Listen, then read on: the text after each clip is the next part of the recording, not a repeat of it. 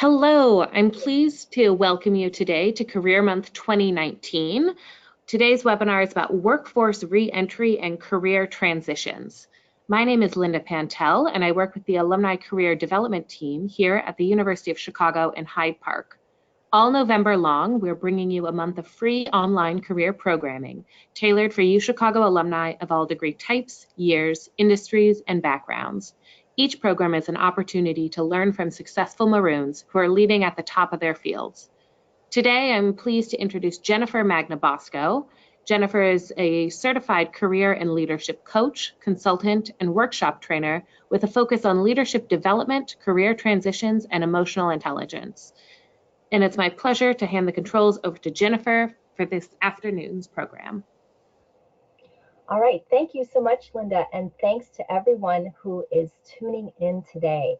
I'm very excited to bring you this presentation to help you all gain, hopefully, some greater self-awareness so that you can really realize your workforce reentry and/or career transition goals. So let's get started.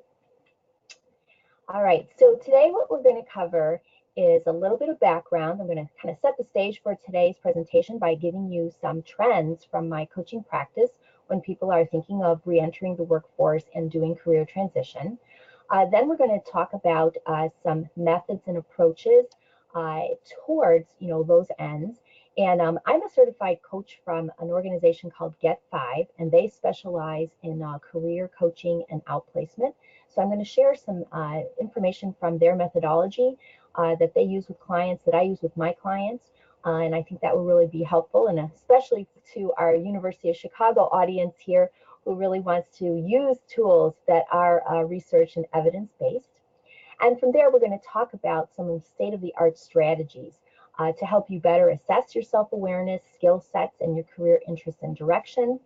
We're going to talk a little bit about job searching and also a little bit about updating your resume and LinkedIn profiles. At the end, I also have a few slides that will give you some resources that reflect what we were talking about today.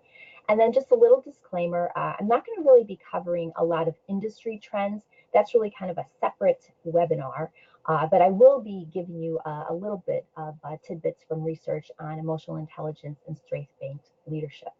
So actually, we're going to go into our first poll, and Linda, certainly help me out here. The first poll here is what is your career status? And we have three choices here. Are you re-entering the workforce? Are you transitioning careers? Or are you doing both? And this just will help everybody to learn who's in the audience today and also myself. Thank you to everyone who is writing in. It looks we have about 45% transitioning and about 40% re-entering the workforce and transitioning, with a smaller percentage reporting solely re-entering the workforce. Okay, well, that is fantastic to hear. And really what I want to assure everybody today is that all of what I'm sharing cuts across genders, age, work experience, industries, and applies to both re-entering the workforce and transitioning careers. Okay, so setting the stage, so let me just give you a little background about some of the challenges that I work with and other coaches work with when people are thinking about re-entering the workforce and also doing any kind of career transitioning or doing both. And this is just also another way for us to kind of just warm up a little bit to say, hey, what are we really facing as we're trying to do these very important things in our careers? So with regards to re-entering the workforce, really, it doesn't matter what position level, the amount of time you've been out of work. A lot of people, definitely want to work on their confidence building. Many people are, just very frustrated with, how to re-enter, how to assess their self, how to actually make room in their life for really doing the thing they really want to do, which is re-enter. Just to get, a little more personal, of course, when you're talking with your coach or other professionals, the fact that people may be feeling embarrassed over not keeping up with trends, interests, networks, resume building, all of that can really come into play and be a really good thing to work on so that you do gain more of that confidence that you need. And then certainly a few others that are very, very common is having difficulties in developing work plans and implementing strategies that one really needs to do. feeling a little guilt-ridden or uncomfortable over reasons for having left the workforce in the first place, even if it was intentional, and then also not feeling as comfortable in owning one's story to be able to tell, to actually sell, what it is you have been doing and where you really want to go. And then one of the other things is really feeling uneasy about how to really reorient one's work-life balance and responsibilities to, again, get to that theme of making room for reentering. When we're thinking about career transitioning, a number of the themes that pop up in career coaching are people feeling very apprehensive about talking to people either in their professional or their personal life about reasons for wanting to explore different avenues and executing career transitions. People may be feeling like, I've been in this road, people expect this of me, but you know what? I'm getting a tug to actually go in a different direction. That kind of relates to, also some people feeling like, I know that I have this tug, I know that my status quo is not really working, things aren't really feeling right, but I'm really not sure which direction to go. So working with a coach, other professionals, even just people at work who are designed to, kind of be there for you to do that is a good thing to do. Also, feeling uneasy about investing in transition. That also kind of relates to when people are trying to re-enter and feeling like, oh, I really am having difficulty creating that work plan. The uneasiness about investing in transition that I come across a lot and other coaches come across a lot is, you know what, I've got such a great resume. I do have really great experience. Why do I need to do any new skills development or training? Or why do I, at my level, have to do any kind of pro bono experience? Or even if I'm thinking about transitioning, why should I even consider any less pay because I've really, gotten to a point, in the pay scale? Well, some of the answers to that is transitioning is not that easy. Transitioning does require a lot of support. And sometimes the transitioning also is, of course, about, presenting oneself in a way that the people who you really want to recognize you feel comfortable.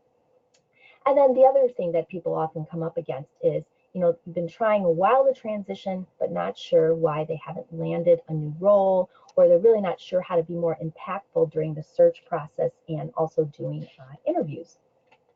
So with all this in mind, we're going to go to our next poll.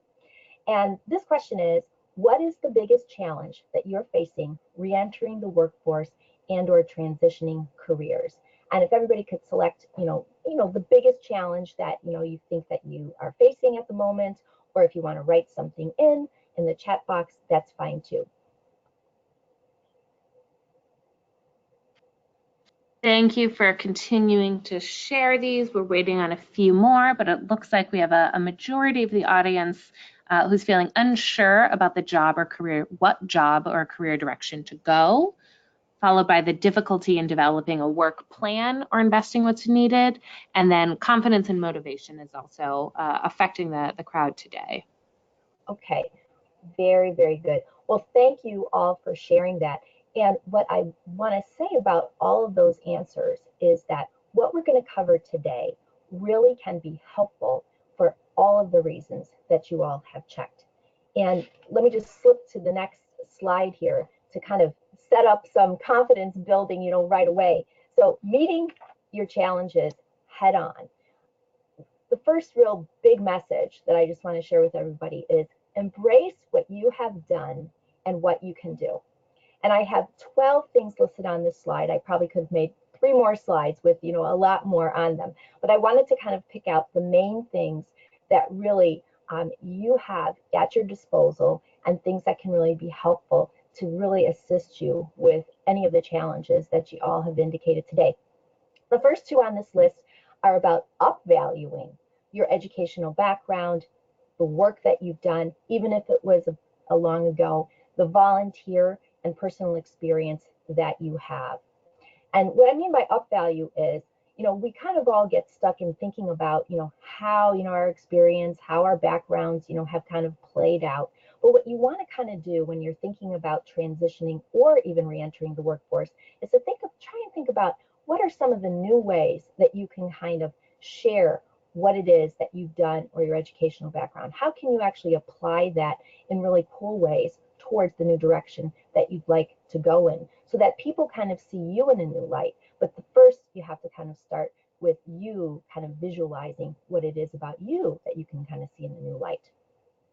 Other things here on the list have to do with really taking action to use some of your alumni career resources. And, congratulations to everybody today for tuning in during this month. And also a big thank you to the university for really making it possible for people to receive, free career resources. But there's also, other kinds of resources besides, of course, webinars on the University of Chicago website that can be helpful, and any other school that you've attended. One of the big things in whatever phase you're in, re-entering or doing career transitioning, is accessing your networks and your support, and that means both professional and personal. Seeking out other online resources and other networks within, let's say, LinkedIn. If you haven't really spent any time in your industry-specific organizations or need to kind of join some new professional organizations in a new interest that you have, this is the time to do it. We're not going to spend a lot of time today on exploring outplacement firms and headhunters, but just to say they're on the list, and that's another thing that you can really look to after you've kind of gotten grounded a little bit more. I highly, of course, recommend, and I will, of course, express a bias in working with career coaches, other professionals who can be helpful to you, and doing assessments. These days, there's a lot of regional networking events. In fact, in Chicago, just about 6 months ago, one of my University of Chicago alumni friends say, "Hey, I was at one of these events and I met one of your relatives who, is doing something in an industry close to mine I never even knew." They're then both texting me and, wanting to say, "Hey, I didn't even know this was going on, with each other, and, what can we do to, continue our conversation?" So things just kind of happen, by random, that you really can be helpful, to one another doing those kinds of things. But we don't want to really speak to randomness so much as to say being purposeful in attending those kinds of things can really lead to learning more about people who can be helpful to you, and also just learning more about the interests that you have. Reworking personal branding. And this certainly is, something that you want to do after you've gotten a little bit more solid in what your interest is. You want to really have prepared your 1-minute kind of elevator speech. You want to reorient your resumes and your profiles, some of which we're going to talk about today. And then, really digging down into self-help approaches and activities is really, really key. And one of the things that I really encourage, a lot of my clients to do, and friends and family when they're, considering re-entering or, changing careers or just kind of changing jobs, is to do your own 360 review on your skill sets, your performance, your relationship strengths and issues, blind spots. And what I mean by that is create those lists of questions that you think others are really going to want to ask about you in interviews, or questions that you have about yourself that you're not sure about, how to kind of work on. Get other people's perspectives on that so that you can put together a little package of to-dos, and also some of those things that you might not necessarily be aware of with regards to yourself, with regards to relationship issues, or even, some skill sets that you may not be sure about. Asking other people about how you can develop those or how you can become more aware of those is really, a great homegrown self-help approach. Okay, so let's go on then to probably one of the most important questions that people kind of glaze over in this whole process, and that is, what's the most commonly skipped step as one is preparing to re-enter the workforce, make a career transition, or conduct a job search? And you probably have already guessed the answer because I've mentioned it a couple times. The answer is assessment. And this is one thing that is really, really, really important in the work that I do with my clients, and also what, let's say, one particular organization, GetFive, as I mentioned, is really, really developed some wonderful, wonderful tools for people to use.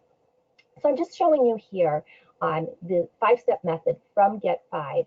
And one of the reasons I'm showing this to you is not so much to dive deep into GetFive, but to show you that it's very important if you're considering working with any kind of career organization that does coaching or other kinds of resource information giving, that they have some type of method, some type of research, some type of evidence that they're working from.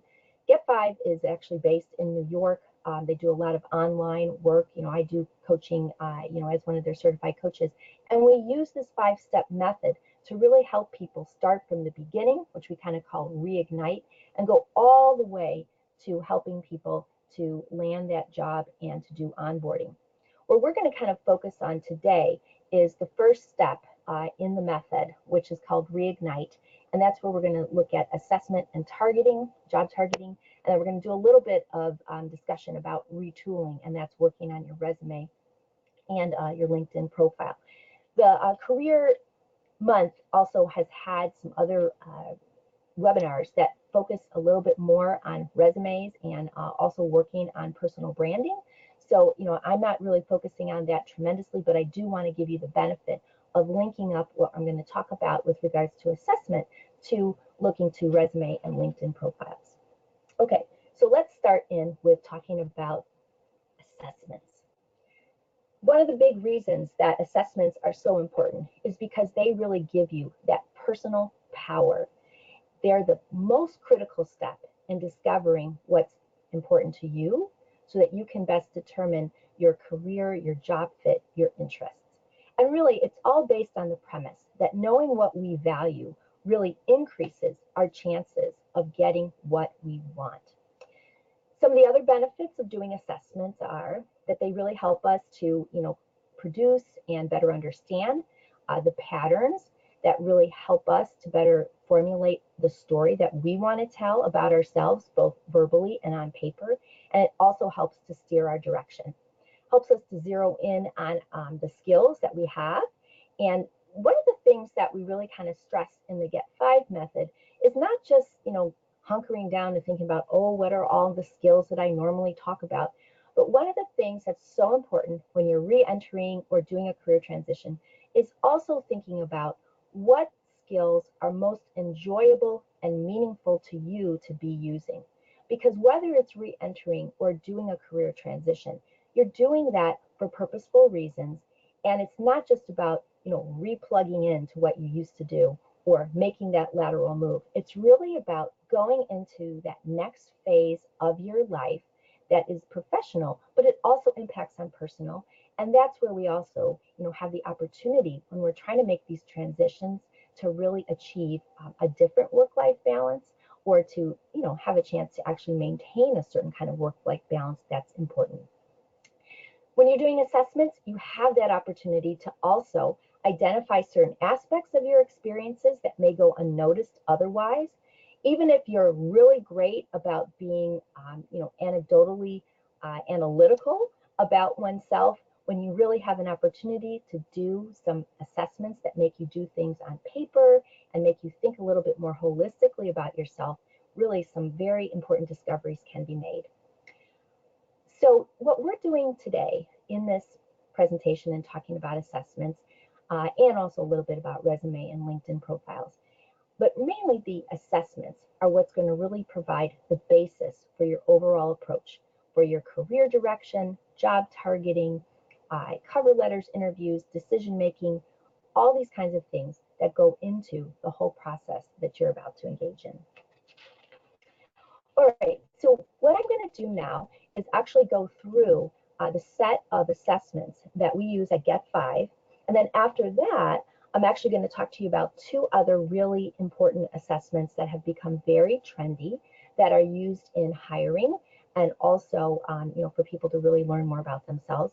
And those have to do with emotional intelligence and strength-based leadership. So first, though, let's start with the GetFive assessments.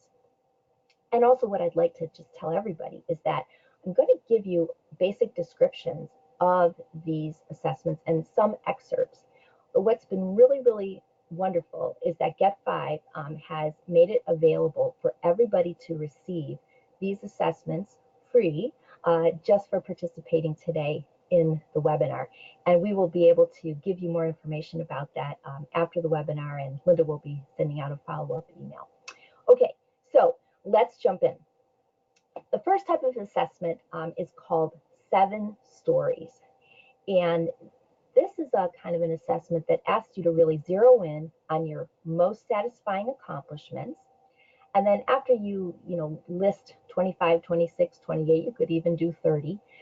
We ask you to kind of pick out the 7 most enjoyable accomplishments, what you enjoyed and did best.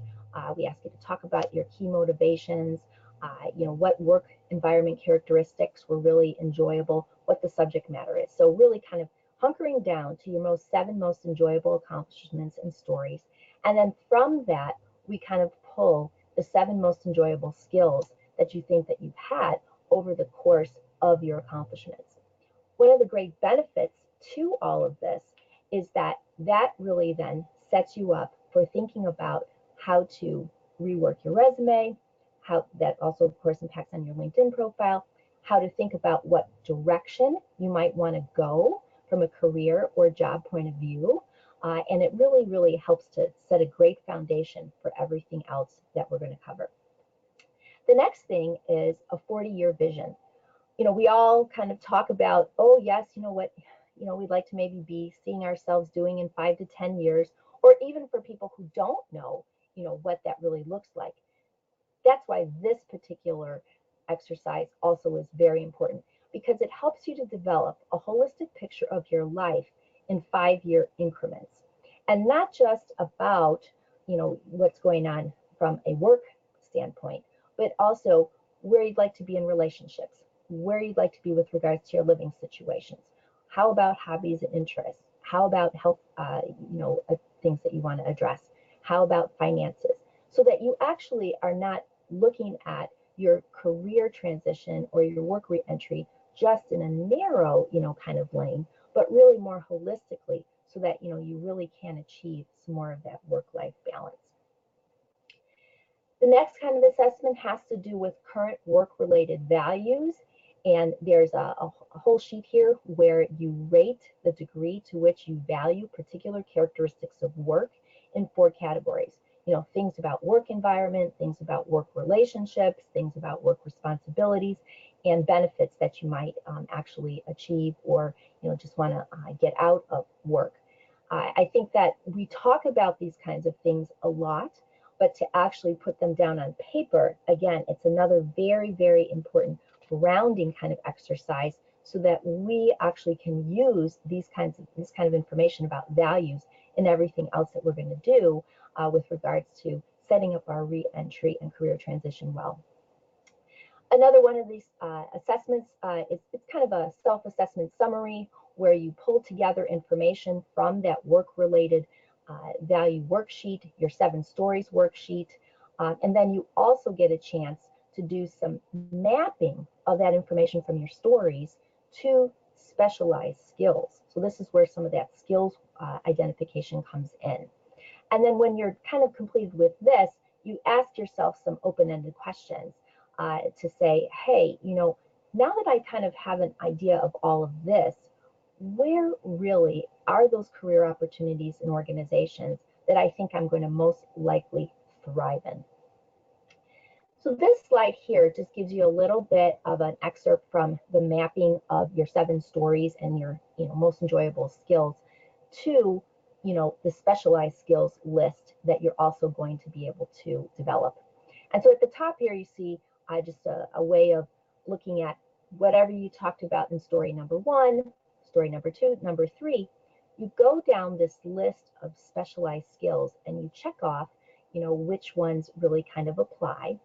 And then, you do some tallying at the end, and then you look at what are the most common skills that, actually keep showing up in all of my stories.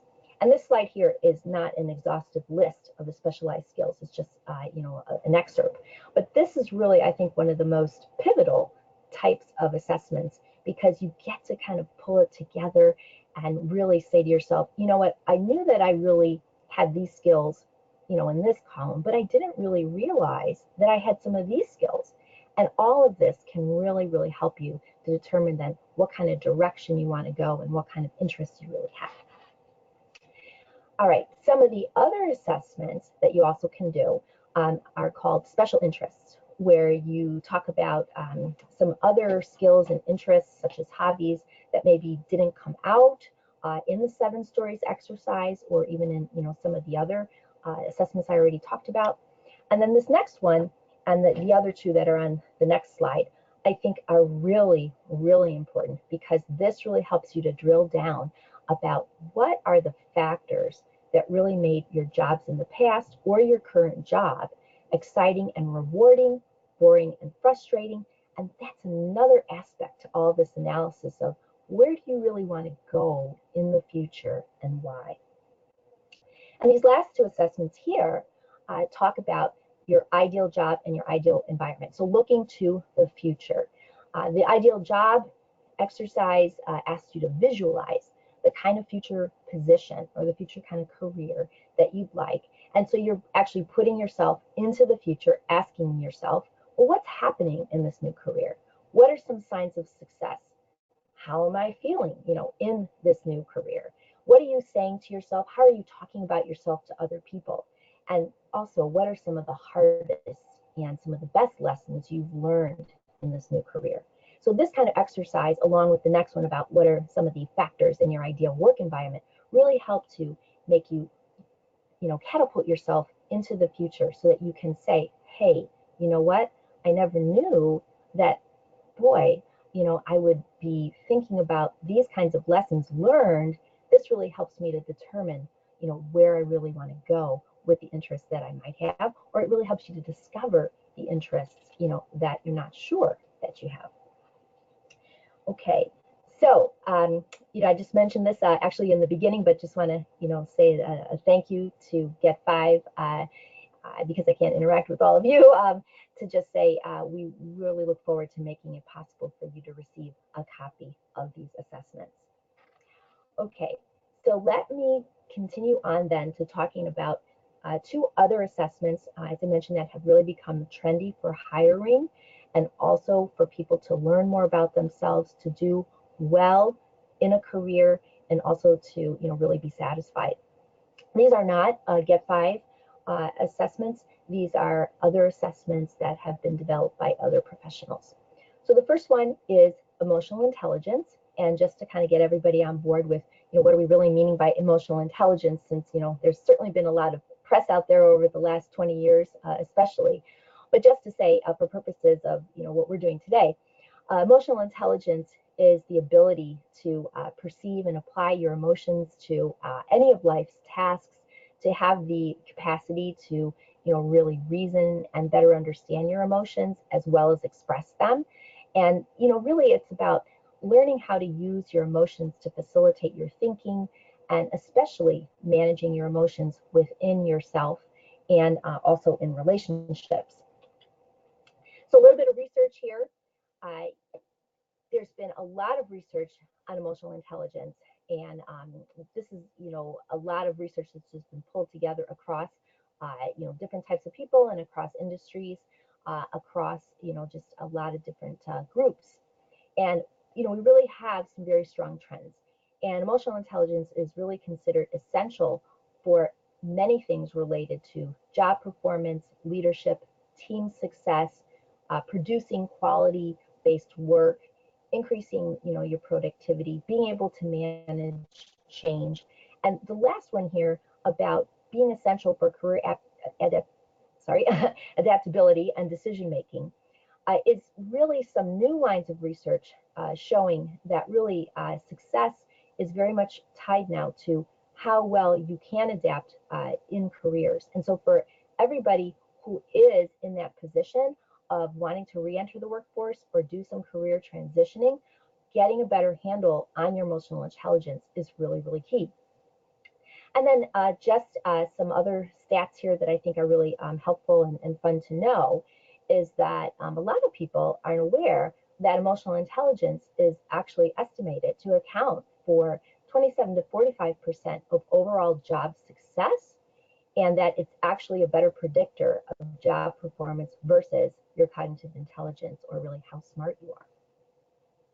All right, so I'm just going to take you through a little bit more information about emotional intelligence using Daniel Goleman's model.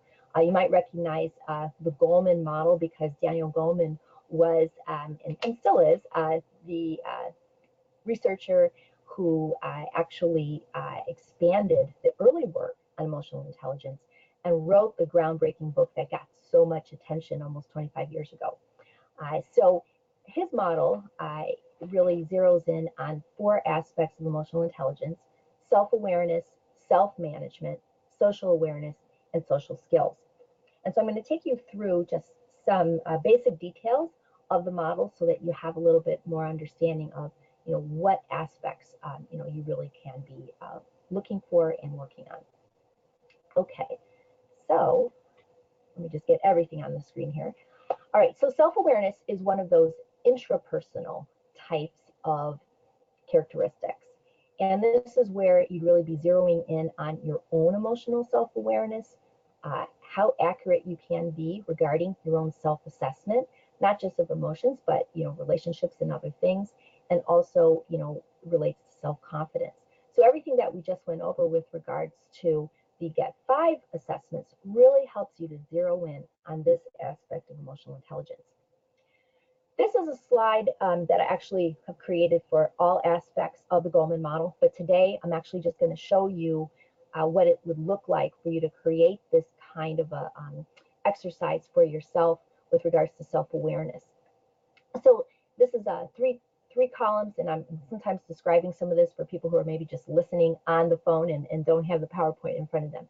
So it's 3 columns, with the column to the left talking about characteristics of self-awareness. The middle column has to do with observations that you might have about your self-awareness. And then the third column has to do with building practices, things that you can do to help enhance your self-awareness. So going back to characteristics for just a second, it's really about learning about how emotionally aware, how recognizable you really can be about your own emotions and their effects. Okay, are you able to accurately assess yourself and know your strengths and limitations with regards to emotions and other things related to them, like relationship building and relationship management? And what's really going on with your self-confidence? Do you have a strong sense of self-worth and capabilities, or is that something that you're really working on? So some of the things that you can do to really kind of get a better handle on this, and so really observe things in yourself, is really kind of doing a little bit of an exercise of tracking, well, which emotions are the ones that you access the most, which ones would you like to access more? In certain situations, looking at, well, what does my body language really look like, and what are my body's reactions? What level of intensity are you experiencing things within your body and within your emotions? What effect do you really have on others' emotions, and what consequences does that have for your relationships? And then also, what are some of your emotional triggers, the consequences, and what might be things you might want to change? Meaning, how can you actually manage those triggers a little bit better? So some of the things that you can do to actually help enhance your self-awareness, and that's where the building practices comes in, is to really, do a lot of self-reflection on your experiences, your thoughts, your wants, your desires, and trying to track some patterns. So you could, do, some journaling, over the course of, let's say, a couple weeks or a month, so that you can really get a better handle on, your own self-reflections. You can really ask yourself, what kind of stories are you really telling yourself about how you're feeling about what's happening in situations that you find yourself in. There's a resource at the end of the presentation called Learning in Relationship by Rob Short, and that book is really a great resource to help you learn how to do that and learn more about yourself in that respect. Okay, this is a big thing that I think really applies especially to everybody on the call today. Focusing on what you want, not on what you don't want. So some of the assessment work here can really help you do that. And then you also doing some of your own personal work and having conversations with people in your life about that. And then, I mentioned the journaling. Okay, so what are some of the aspects of self-management? And again, this is an intrapersonal kind of aspect of emotional intelligence. That's where you actually are more aware and learn to, have more self-control around your emotions. It has to relate to some of your conscientiousness aspects of self, how adaptable you are, And this also is where some of the achievement orientation that you have, how you actually achieve comes into play. Social awareness has to do with things that relate to interpersonal things. So how is your organizational awareness, when you're working, within an organization? What is your service orientation?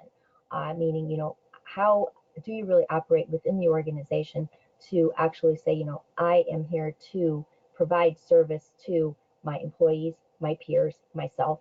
And this also is where empathy comes under.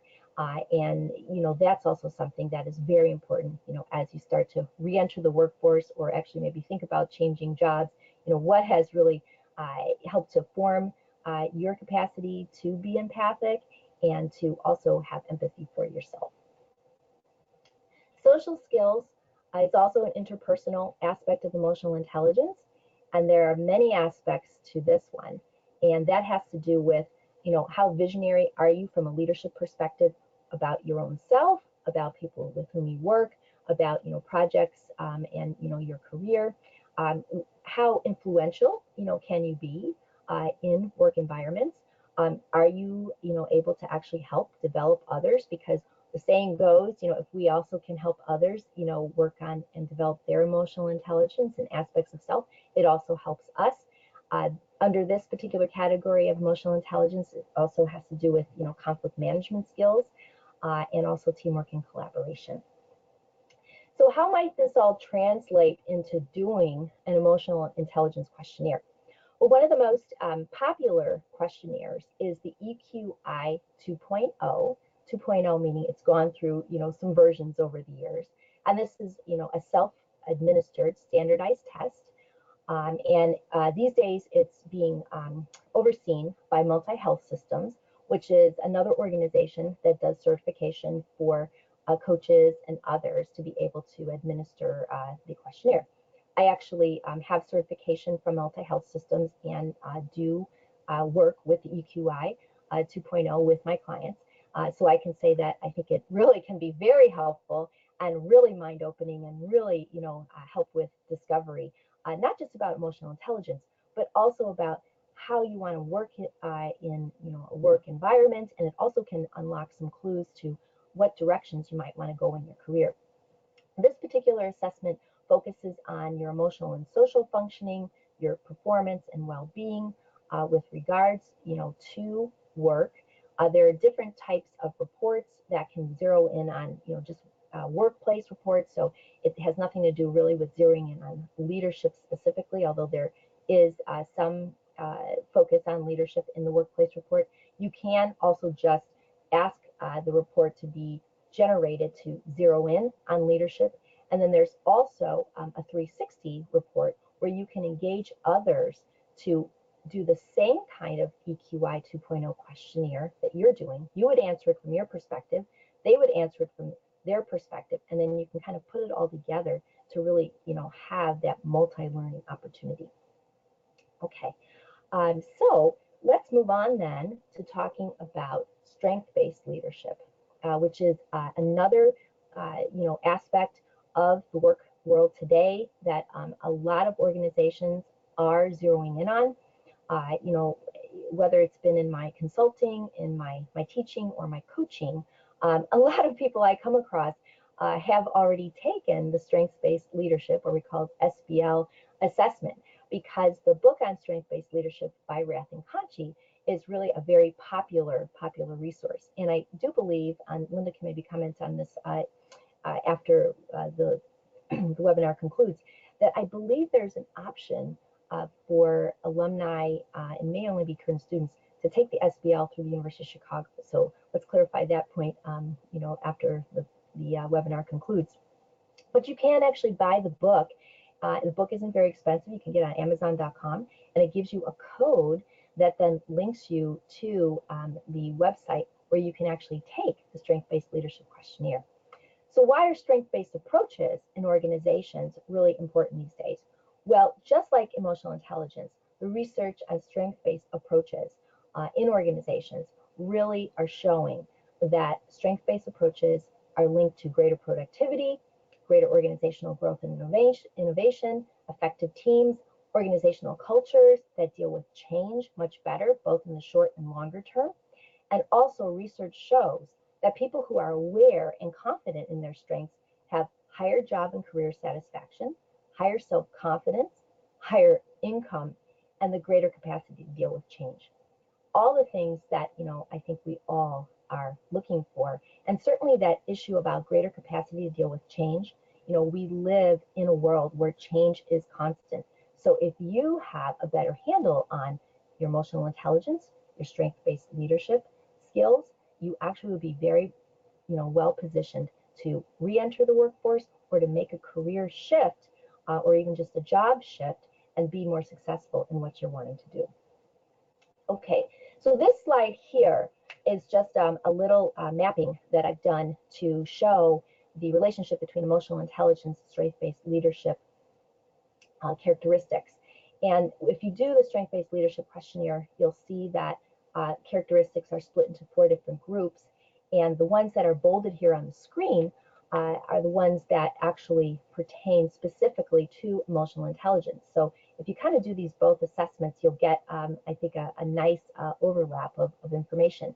One of the things also that you get if you do the strength-based leadership questionnaire is a beautiful report similar to the emotional intelligence report that explains everything really nicely, but then it also gives you actions and strategies so that you can enhance the strengths that you already have. They're kind of up there on the list of 34, and then also gives you information and suggestions for how to really improve those that maybe aren't as strong.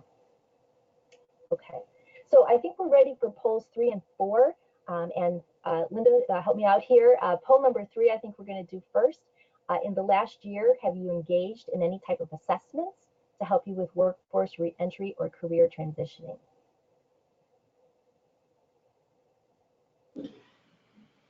Thank you for your responses. It looks like about 65% of you have not, 35% of you have.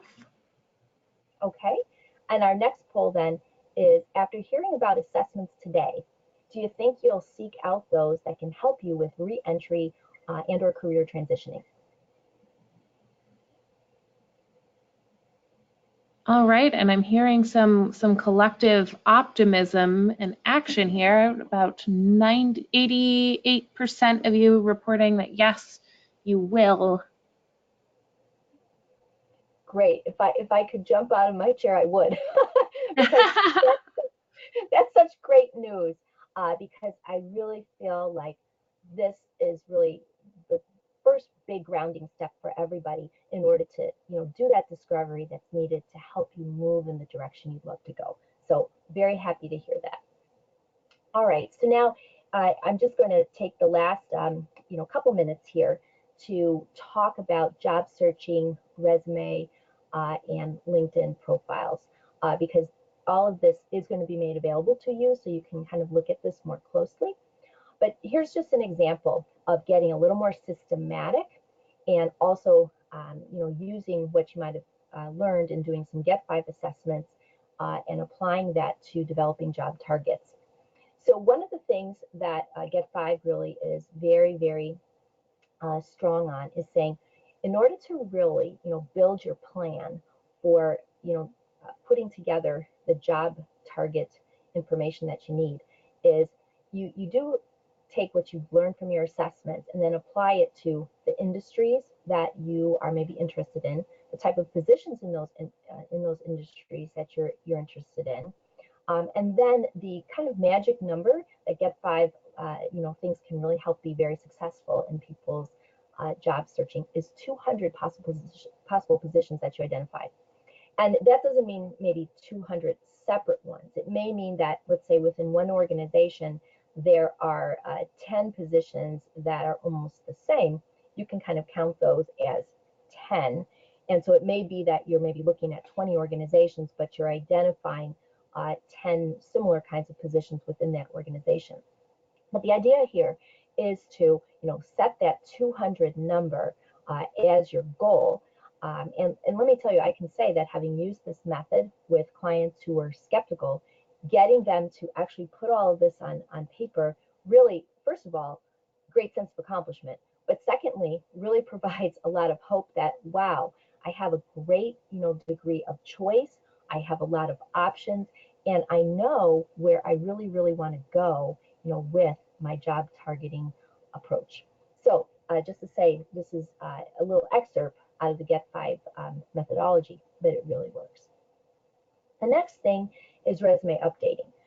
So I'm sure all of you have looked at lots of things on resume updating. And this list here, of course, is not exhaustive, but I do want to kind of pick out the points that draw back to assessments. And so one of them is that your position statement and a list of skills that you would put in the block format at the top. And I'm speaking in a way of, out of the GetFive method here, because I know there's different ways that you all may have learned about resumes. But what we advocate is putting your position statement at the top, your list of skills next. And what that's going to be based on, the language and the information, is going to be based on your assessments, your discussion, successful models of resumes that you've seen. You want to try and communicate your value in 10 to 15 seconds of reading. So that's why that top position statement and your list of skills is so important. You want to make sure that you're positioning yourself for the job or the career that you want with the language from the job descriptions and industries that match your goal. So you're going to want to make sure that you're identifying those positions like you did in your job targeting chart and using that language. One of the things that we have in the GetFive method is something called the resume optimizer, where I can take a client's resume, put it into a software program, and it will tell you the percentage of matching between the resume language and the job description. You can do that on your own. So just making sure that you are using that language and not kind of working in a vacuum. The other thing is to have every experience entry start with an introductory statement. I'm going to show you an example of that. And you want to be sure that you are listing achievements and results. And that also means that, especially for those of you who have been out of the workforce for a period of time, your volunteer, your board, your volunteer leadership, your new learning experiences, as well as professional organization memberships are so important to list. This is an example actually of my positioning statement and my skills expertise list that I use on my resume, my CV. And the top part there really pulls together a summary of everything that I've done.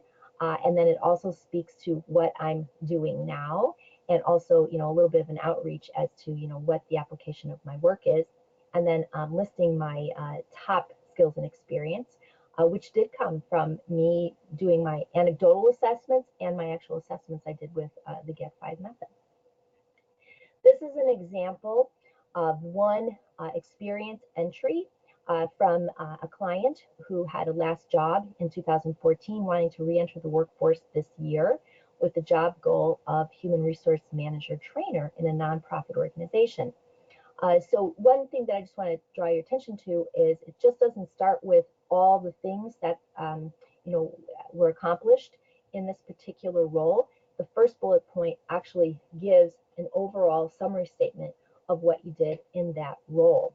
And then the things that are underlined actually then are buzzwords, language that also match up to the human resource manager training job descriptions that this person was looking at. And then the last slide today is just about your LinkedIn profile, updating and relationship building. And so a couple things to stress. One is that, you have to match the information in your resume to your LinkedIn profile. I know that might sound trite, but I can't tell you how many people don't have that going on. So you want to be sure that that is happening. You want to achieve all-star status. That means you've completed at least 80% of your profile and you have 500 connections. You definitely, for the work entry and career transitioning positions that you all are in, you want to be sure that you have at least 20 skills and expertise, with at least half that are in line with your new job and career goal. Same thing with your skills and interests. You want to be sure that you complete that volunteer leadership experience section. You want to have joined at least 5 professional groups in line with your job and career goal, and you want to have some recommendations up there. The other thing that is so important about LinkedIn William Arruda, who is a personal branding guru, says that it takes only 9 minutes a day to actually enhance your personal branding and your relationship building.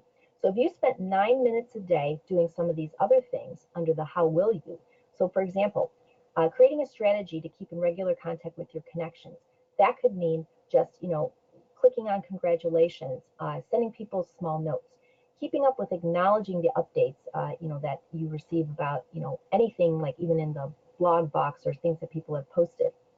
One of the most important things you can do in reentering and also career transitioning is to research job opportunities and people on LinkedIn through connections of your connections who can help you network and brainstorm options. And then one of the things in the GetFive method that really, really seems to work is to develop a list of 10 people to contact, to ask for information, introduction to an organization, and just to have a conversation with. And so that's really important. That can really help, especially if you don't know what direction to go, to really use your LinkedIn in that way. And then as you kind of get everything more in order, you'll want to try and develop a posting strategy to help build your personal brand, your professional brand for your areas of career interest.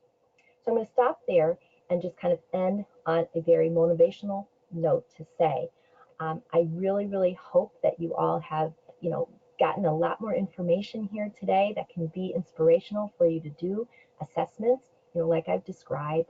And I really have to say that if you start there, you are going to find those answers that you're looking for with regards to direction and also meeting some of those challenges that may be, in your way at the moment.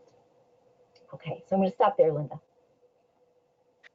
Wonderful. Thank you so much, Jennifer, and thank you everyone for writing in these questions. We have a few minutes, so I am going to ask a few of the things that we've come in. I apologize, we won't be able to get through everything, but thank you. Jennifer, you mentioned a lot about assessments. How should you think about assessments or tweak assessments if you're at the end of your career instead of the beginning or middle? Oh, that's a great question. So if you're thinking about, what are you going to do for, let's say, the last 5 years of your career, possibly the last, even planning for the last 10, the same kinds of rules, apply. Meaning, complete those assessments, in the same way. But the thing that's going to differ, I think amongst people who are maybe reaching the end of their career, those work-related values, those work environments, your 7 stories, they're going to have a lot more in them. And so what would really be helpful is to work with somebody to kind of break that down a little bit. But just because you're in the last stages of career, meaning from the maybe paid work, doesn't mean that you're not going to be doing other related work later on. So you could also kind of think about those assessments to say, if I'm going to maybe be done with my big corporate job, but I'm looking to do something on more of a pro bono or volunteer basis, you could take on that perspective of what's going to be your next step. So, it's really about just kind of thinking about where are you really wanting to go, and then completing the assessments, even updating your resume and LinkedIn profile with that in mind. Great, thank you. I'm seeing a lot of questions about imposter syndrome, or how do you re-enter and manage your own feeling of self-worth or confidence? What advice would you have specifically in addressing imposter syndrome? Yes, and that is definitely an issue that is very, very common for people to feel. And that's why, doing the assessments really helps to bring out those aspects of yourself that, speak to your interests, speak to your skills, speak to where you really want to go, and help you to develop your story. The emotional intelligence and strength-based leadership assessments, just as 2 other assessment examples, also help to bring out what your strengths are. So really, the overall answer to that is zero in on your strengths, okay, and really up value, as I kind of mentioned before, what those are. Be aware of the kinds of challenges or areas you feel you have, to improve.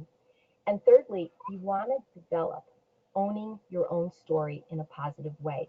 And so that's why working with a coach or another professional, to really work on that is very important. I've worked with a lot of women who come back into the workforce who feel that way because they've been out of the workforce for a long time, just as one example.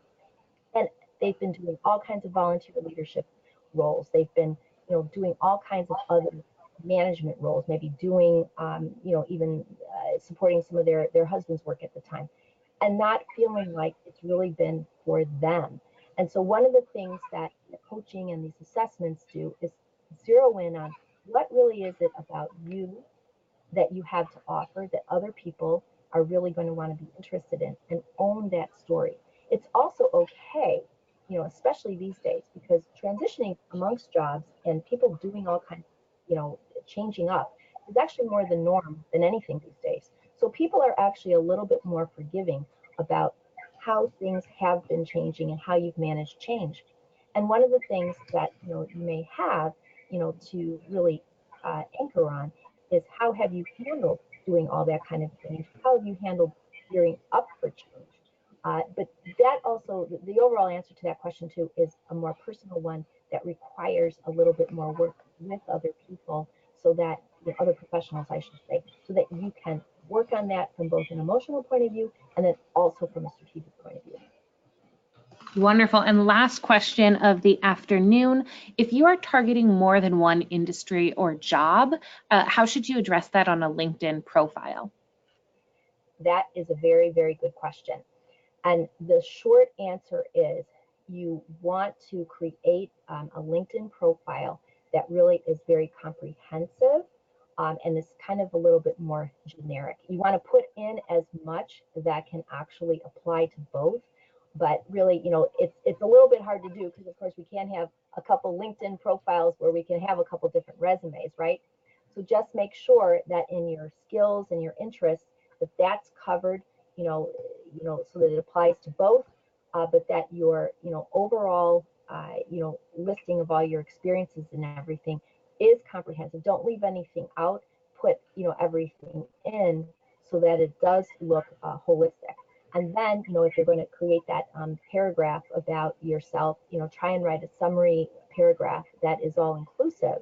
But it's also something that you can do in the skills and interests, in your volunteer experience, in your recommendations. So you could get recommendations that can apply, be linked to both industries, so that people then say, hey, we're seeing, a lot here that we can draw with. And if we're going in this direction, we can kind of see how it goes this way. And if we're going in this direction, we can kind of see how it goes that way. Wonderful. Thank you. I do want to be mindful of everyone's time, so we are going to close out today. But Jennifer, this was certainly helpful to me, and I think to all of our attendees who stayed on the line with us. So thank you for sharing your expertise.